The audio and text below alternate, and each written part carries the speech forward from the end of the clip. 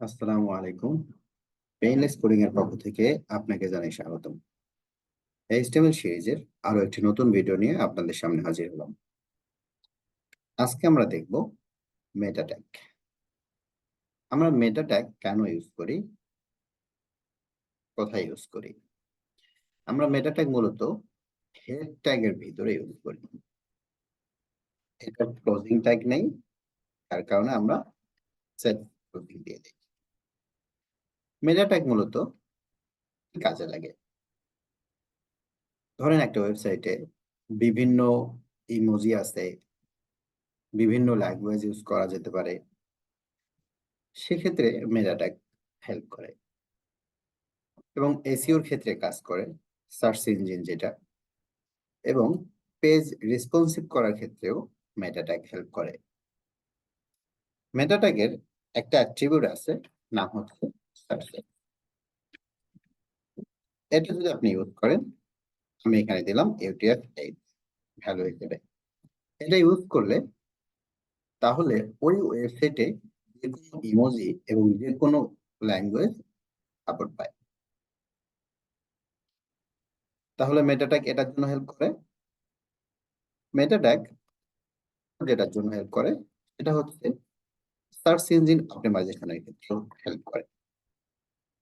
Suppose আপনার একটা website, আপনি ওয়েবসাইটটি কি কারণে লিখতেছেন বা কেন তৈরি করতেছেন, সেটার জন্য আপনি চাইলে মেটা ট্যাগে বলতে পারেন ডেসক্রিপশন, নেম দিতে পারেন ডেসক্রিপশন, কন্টেন্ট। আমাদের এটা আমরা বলতে পারি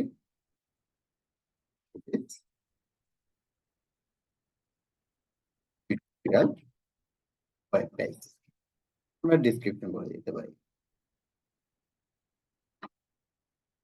সার্চ ইঞ্জিনের জন্য যেটা কাজ করে সেটা হচ্ছে আমরা বলে দিতে পারি নেমের আরেকটা ভ্যালু আছে কিওয়ার্ড।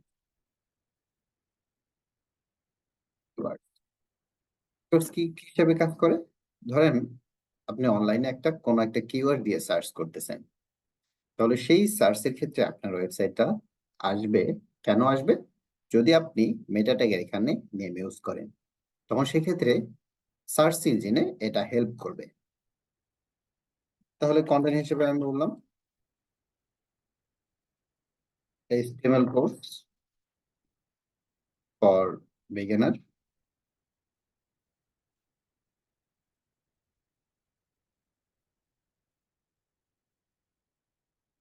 মেটা ট্যাগের ইনফরমেশন দেওয়া যায়।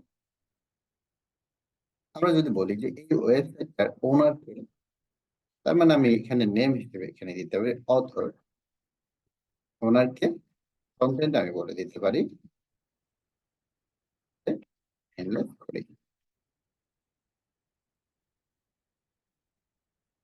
মেটা ট্যাগ আরেকটা ক্ষেত্রে হেল্প করে, সেটা হচ্ছে পেজ রেসপন্সিভ ক্ষেত্রেও হেল্প করে। সেক্ষেত্রে আমরা নেমের ভ্যালু হিসেবে যেটা ইউজ করি সেটার নাম হচ্ছে ভিউপোর্ট।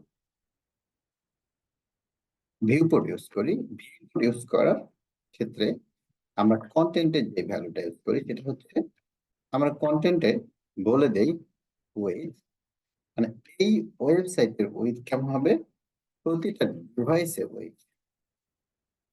তার মানে আমার ওয়েট নিয়ে আর কোনো প্রবলেম হবে না। আরেকটা বলে দিতে পারি ইনিশিয়াল স্কেল কেমন হবে আমাদের ওয়েবসাইটের, আমরা এখানে বলে দিলাম 1.0। তার মানে আমরা যদি মেটা ট্যাগের ভিউ পোর্ট ভ্যালু, নেম অ্যাট্রিবিউটের ভ্যালু যদি ভিউ পোর্ট ইউজ করি এবং কন্টেন্ট যদি উইথ বলি যে এই ওয়েবসাইটের উইথটা কত হবে, প্রতিটা ডিভাইসের যে উইথ এই উইথই আপাতত হবে। এবং ইনিশিয়াল স্কেল কেমন হবে? Initial scale 1। তার মানে জুমও হবে না, ছোট করেও দেখা যাবে না, বড় করেও দেখা যাবে না, ডিফল্ট ভাবে দেখা যাবে। মেটা ট্যাগ আমরা আরো একটা কারণে ইউজ করতে পারি। একটা অ্যাট্রিবিউট আছে HTTP এর ভ্যালু হিসেবে আমরা যদি দেই রিফ্রেশ, তার মানে এই ওয়েবসাইটটা রিফ্রেশ হবে এবং কন্টেন্টে যদি আমরা বলি যে 10, তার মানে 10 সেকেন্ড পর পর ওয়েবসাইটটা হচ্ছে রিফ্রেশ হবে। তার মানে আমরা মেটা ট্যাগ কেন ইউজ করি? আমরা মেটা ট্যাগ এজন্য ইউজ করি যে বিভিন্ন ধরনের ইমোজি, ল্যাঙ্গুয়েজ, ফন্ট ব্যবহার করার ক্ষেত্রে যেন প্রবলেম না হয়, সেক্ষেত্রে মেটা ট্যাগ ইউজ করা হয় এবং সার্চ ইঞ্জিন অপটিমাইজেশনের ক্ষেত্রে ব্যবহার করা হয় এবং রেসপন্সিভ করার ক্ষেত্রেও মেটা ট্যাগ ইউজ করে। আমরা আরো একটা ভ্যালু দেখি, প্রতিটা পেজ একটা ডিফল্ট টাইমে যদি আমি রিফ্রেশ দিতে চাই, সেক্ষেত্রেও আমরা সেটা মেটা ট্যাগ ইউজ করে করতে পারি। তাহলে আমাদের ওয়েবসাইটে কত সেকেন্ড পর পর রিফ্রেশ হবে? 10 সেকেন্ড পর পর। তাহলে পেজটা সেভ করে যদি আমরা আমাদের ফাইলটা কোনো একটা ব্রাউজার ওপেন করি, এটা হচ্ছে আমাদের মেটা ট্যাগ ওয়েবসাইটের। এখন আমরা দেখব প্রতি 10 সেকেন্ড পর এই পেজটা রিফ্রেশ হচ্ছে। রিফ্রেশ হয়ে গেছে।